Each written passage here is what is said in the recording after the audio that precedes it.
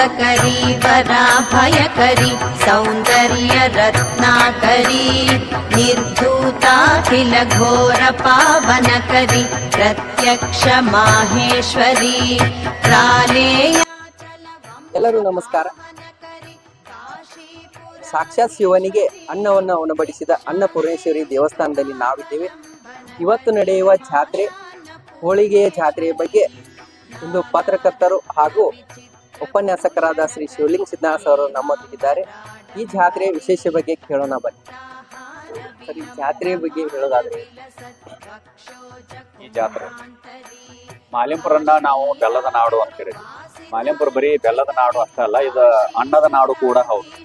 ಇದನ್ನ ಮಾಲಿಂಪುರನ್ನ ಉತ್ತರ ಕರ್ನಾಟಕದ ಹೊರನಾಡು ಅಂತಲೂ ಕರಿಬಹುದು. ಯಾಕಂದ್ರೆ ಅನ್ನಪೂರ್ಣೇಶ್ವರಿ ನಮ್ಮ ನಾಡಿನಲ್ಲೇ ನೆಲೆಸ್ಯಾಳ. ದೇಶದ 3ನೇ ಮತ್ತು ರಾಜ್ಯದ 2ನೇ ಅನ್ನಪೂರ್ಣೇಶ್ವರಿ ದೇವಸ್ಥಾನ ಮಾಲಿಂಪುರದಲ್ಲಿರೋದು ಬಹಳ ಹೆಮ್ಮೆ ಸಂಗತಿ. ಇನ್ನೊಂದು ಮುಖ್ಯವಾದ ವಿಷಯ ಏನಂದ್ರೆ, ಎಲ್ಲಾ ದೇವತೆಗಳು ವರ ಕೊಡ್ತಾವ. ಯಾವ ವರನು ಸಾಕು ಅನ್ನೋತಕ್ಕ ಕೊಡಕ್ ಸಾಧ್ಯ ಇಲ್ಲ. ಮನುಷ್ಯ ಸಾಕು ಅನ್ನೋದು ಅನ್ನ ಮಾತ್ರ. ಅಂದ್ರೆ ಸಾಕು ಅನ್ನೋತಕ್ಕ ಕೊಡುವ ವರ ಯಾವನಂದ್ರೆ ಅನ್ನಪೂರ್ಣೇಶ್ವರಿ ಕೊಡುವಂತ ಅನ್ನ. ಅಂತ ಅನ್ನ ಪ್ರಸಾದವನ್ನ ಇವತ್ತು ಅನ್ನಪೂರ್ಣೇಶ್ವರಿ ದೇವಸ್ಥಾನದಲ್ಲಿ ನಾವು ಹೋಳಿಗೆ ರೂಪದಲ್ಲಿ ಎಲ್ಲಾ ಭಕ್ತರು ಸೇವಿಸ್ತಾರ. ಇದು ಬಹಳ ಹೆಮ್ಮೆ ಪಡುವಂತ ಸಂಗತಿ. ಉತ್ತರ ಕರ್ನಾಟಕದಲ್ಲಿ ಮಾಲಿಂಪುರ ಇವತ್ತ ಭೋಜನ ಪ್ರಿಯರ ಸ್ವರ್ಗ ಅಂತ ಕರೀತಾರೆ. ಅಂದ್ರೆ ಅಂತದ್ರಲ್ಲಿ ಪ್ರಸಾದನ ಸಹಿತ ಅಷ್ಟೊಂದು ಅಭೂತಪೂರ್ವವಾಗಿರ್ತೈತಿ. ಈ ದೇವಸ್ಥಾನದ ಒಂದು ಹೆಗ್ಗಳಿಕೆ ಏನಂದ್ರ, ದೇವಸ್ಥಾನ ಚಿಕ್ಕದಾಗಿದ್ರು ಕೂಡ ಭಕ್ತರ ಸಮೂಹ ಬಹಳ ದೊಡ್ಡದೈತಿ. ಅದಕ್ಕೆ ಇಂಥ ಸಂದರ್ಭದಲ್ಲಿ ಈ ಕಾರ್ಯಕ್ರಮವನ್ನ ಇಲ್ಲಿ ಯುವಕರು ಇರ್ಬೋದು, ಆನಂತರ ಹಿಂದೂ ಸಂಪ್ರದಾಯದ ಎಲ್ಲ ಭಕ್ತಾದಿಗಳು ಇರ್ಬೋದು, ಬಹಳ ಅದ್ಭುತವಾಗಿ ಹೆಗಲ್ ಮೇಲೆ ಹೊತ್ತು ಮಾಡ್ತಿರ್ತಾರ. ಈ ಕಾರ್ಯಕ್ರಮದಲ್ಲಿ ನಾವು ವಿಜಯದಶಮಿ ದಿವಸ ಭಾಗವಹಿಸಿದ್ದು ನಮ್ಮ ಸೌಭಾಗ್ಯ ಅಂತ ಹೇಳ್ಬೋದು. ಗೋಚರ ಕರಿ ಓಂಕಾರ ಬೀಜಾಕ್ಷರಿ ಮೋಕ್ಷದ್ವಾರ ಕವಾಟ ಪಾಟನ ಕರಿ ಕಾಶೀಪುರಾಧೀಶ್ವರಿ ಭಿಕ್ಷಾಂದೇಹಿ ಕೃಪಾವಲಂಬನ ಕರಿ ಮಾತಾನ್ನಪೂರ್ಣೇಶ್ವರಿ.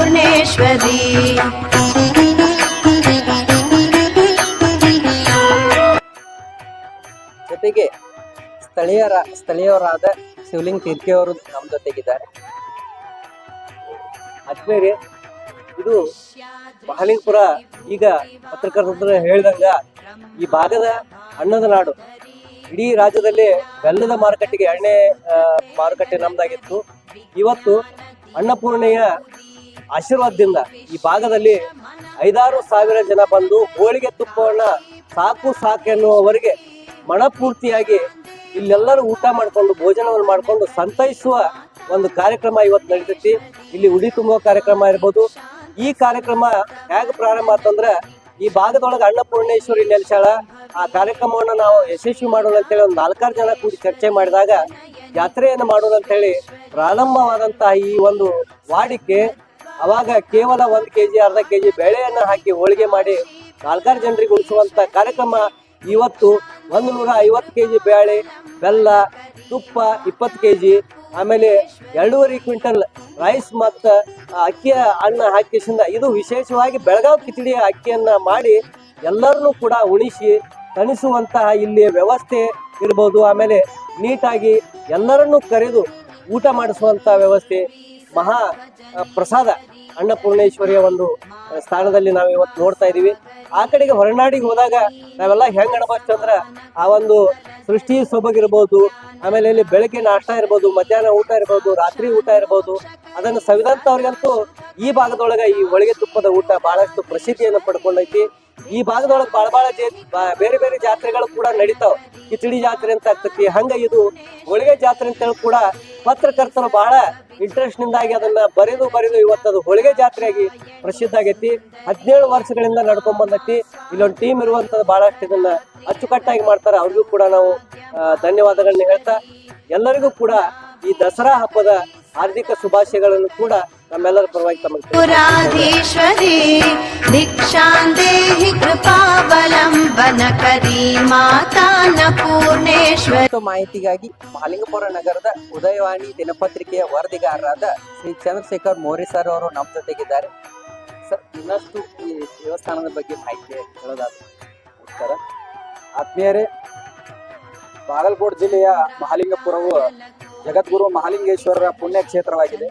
ಇಲ್ಲಿ ಇರ್ತಕ್ಕಂಥ ಪ್ರತಿಯೊಂದು ದೇವಸ್ಥಾನಗಳ ವೈಶಿಷ್ಟ್ಯಪೂರ್ಣವಾಗಿವೆ ಮತ್ತು ಪ್ರತಿ ವರ್ಷ ದಸರಾ ಮಹೋತ್ಸವದಲ್ಲಿ ನಡೀತಕ್ಕಂಥ ಇಲ್ಲಿಯ ದೇವಸ್ಥಾನಗಳಲ್ಲಿ ನಡೀತಕ್ಕಂಥ ಪ್ರತಿಯೊಂದು ಕಾರ್ಯಕ್ರಮಗಳು ರಾಜ್ಯ ಮಟ್ಟದ ಗಮನ ಸೆಳೆಯುವ ರೀತಿಯಲ್ಲಿ ಇಲ್ಲಿನ ಭಕ್ತಾದಿಗಳಾಯ್ತು, ಎಲ್ಲ ದೇವಸ್ಥಾನಗಳ ಹಿರಿಯರಾಯ್ತು ವೈಶಿಷ್ಟ್ಯಪೂರ್ಣ ಕಾರ್ಯಕ್ರಮಗಳನ್ನು ಆಚರಿಸುವ ಮೂಲಕ ಮಾಲಿಂಗ್ಪುರ ದಸರಾ ಸಾಂಸ್ಕೃತಿಕ ಉತ್ಸವ ಅಂತ ಹೇಳಿ ಇವತ್ತು ಉತ್ತರ ಕರ್ನಾಟಕದಲ್ಲಿ ಪ್ರಸಿದ್ಧಿಯಾಗಿದೆ. ಇಂತಹ ಒಂದು ದಸರಾ ಮಹೋತ್ಸವದ ದಿನವೇ ಇನ್ನೊಂದು ವಿಶೇಷ, ನಮ್ಮ ಮಾಲಿಂಗ್ಪುರ ಬಸ್ ನಿಲ್ದಾಣದ ಎದುರುಗಡೆ ಇರುವ ಪುರಾತನ ಐತಿಹಾಸಿಕ ಅನ್ನಪೂರ್ಣೇಶ್ವರಿ ದೇವಸ್ಥಾನದ ಹೋಳಿಗೆ ಜಾತ್ರೆಯು ಕೂಡ ಮಾಲಿಂಗ್ಪುರದ ಕೀರ್ತಿಯನ್ನು ಹೆಚ್ಚಿಸಿದೆ ಅಂತೇಳಿ ಹೇಳ್ಬೋದು.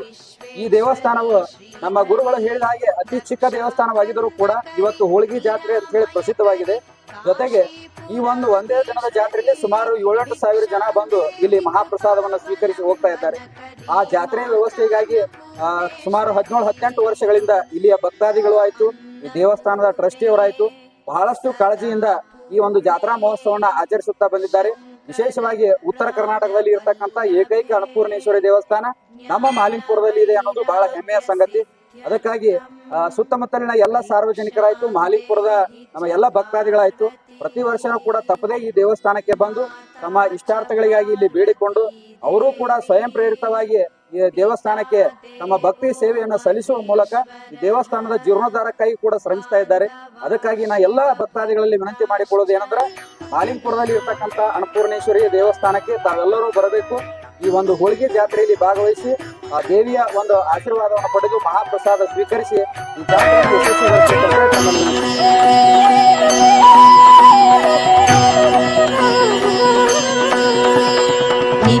नित्यानन्दकरी वराभयकरी सौन्दर्य रत्नाकरी निर्धूताखिल घोर पावनकरी प्रत्यक्ष माहेश्वरी प्रालेयाचल वंश पावनकरी काशीपुराधीश्वरी